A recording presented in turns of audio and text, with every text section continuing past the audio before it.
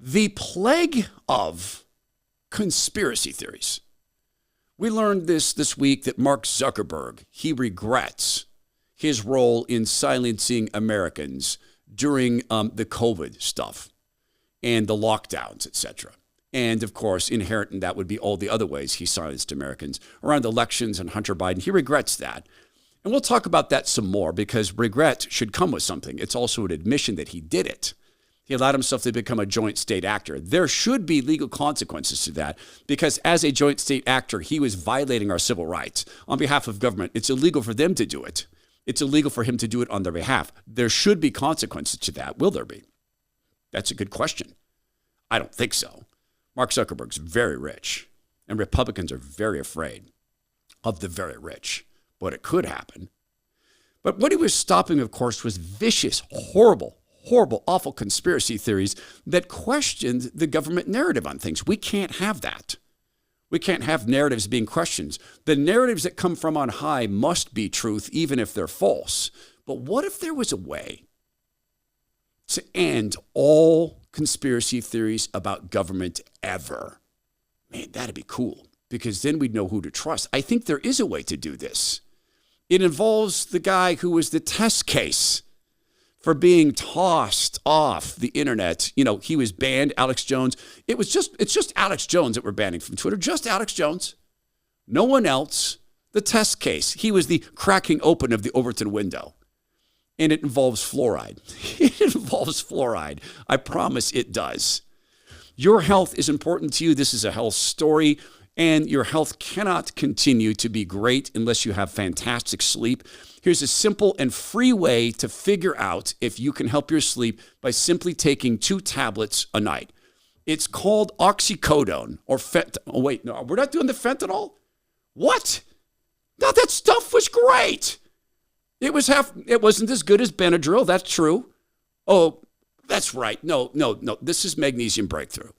I take this before bed, a couple of tablets before bed. It helps me relax. It helps fight stress by controlling stress hormones like cortisol, and it helps me maintain regularity, which also, helps me sleep. When I take Magnesium Breakthrough, I fall asleep easily in a relaxed state. If I do wake up, after all, I'm a man of a certain age, I go right back to sleep. Here's the free offer. It cannot last. It's not at Google. It's not even at the maker's websites, Bioptimizer. There's only one place to get it. That is megbreakthrough.com/Todd-free. Go there. They'll send the product to you. Here's my ask. Just simply tell me how it worked for you. That is megbreakthrough.com/Todd-free. megbreakthrough.com/Todd-free.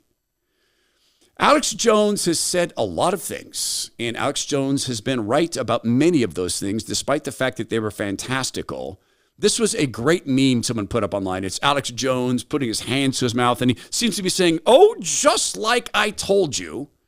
From Disclosed.tv, new U.S. Department of Health and Human Services links fluoridated drinking water to a 2 to 5 point IQ drop in children. From the Associated Press.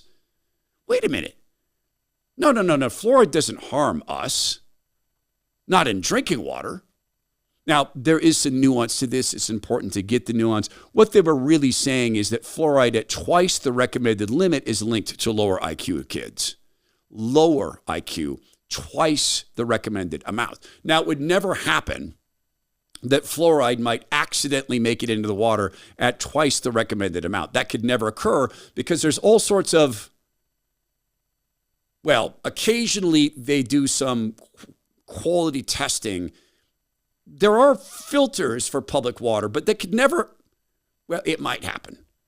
It might. But we were told there was no risk. See, the way to shut down government conspiracy theories once and for all is not on us. It's not on fact-checking. That can't happen because fact checkers are human beings, but there is something that government could do, or the media that's an adjunct to government. MSNBC is an adjunct to the Democrat Party. Here's something MSNBC just told us, and I'll tell you how this plays into ending all government conspiracy theories. And in that time has literally been doing the work. Border crossings are down because Mexico is enforcing their border. Do you know how Mexico enforces their border? Diplomacy. Do you know who is in charge of the root causes of migration and working on that diplomatic effort? The woman who will be standing on this stage tonight. Whoa, the woman who's going to be standing on the stage at night.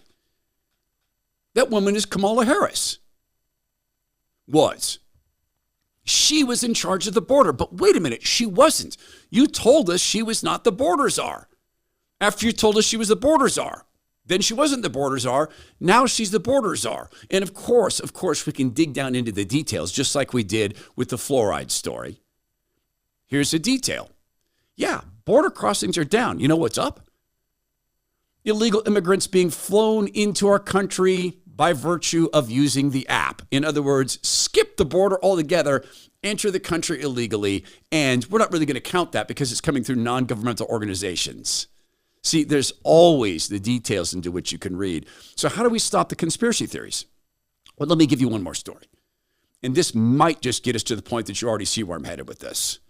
This is Nancy Pelosi, who, of course, is a kind and dear woman, a patriot who loves America and would never, ever lie to us. But it's the current president, who's a Democrat, who's currently miffed at you, and obviously has not called you back. Does it bother you that he's upset at you?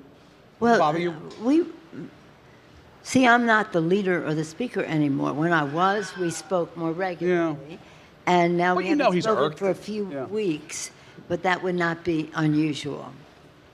But there's been reporting, he's been pretty plain about this himself, that he's upset at you. Does that bother you that your friend's upset at you?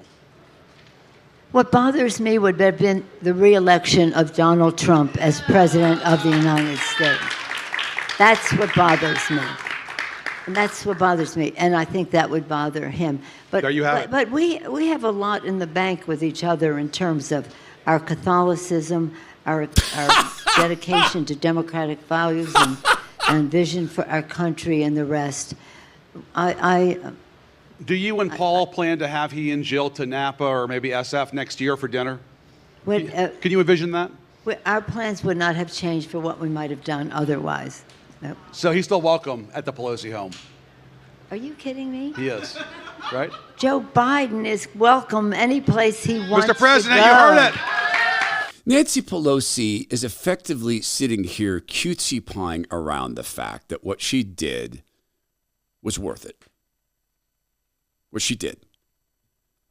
She kicked the man out of office, probably by blackmail using the 25th Amendment. And then she pushed into place a woman who has received 0 votes from grassroots Democrats, a perfectly illegitimate non-nominee. And it was worth it. But remember this, Joe Biden wasn't decrepit. He wasn't mentally slow. He wasn't falling upstairs. He wasn't blue screening mentally 40 seconds at a time. He wasn't saying things like his son Beau used to be a chimpanzee. Except he was. The chimpanzee thing's a joke, fact checkers. But it could have been something he said. How do you end these conspiracy theories? Stop lying. Stop lying to us. In bold, vibrant colors, lying to us. Joe Biden's the most mentally fit man I've ever seen in my entire life. This is all very normal. Kamala Harris has received massive grassroots support. There was a demand for her to run. Joe Biden wasn't pushed out. The Hunter Biden laptop, that's Russian disinformation. Donald Trump works for Vladimir Putin. Stop lying. And you know what will happen? The government conspiracy theories will end.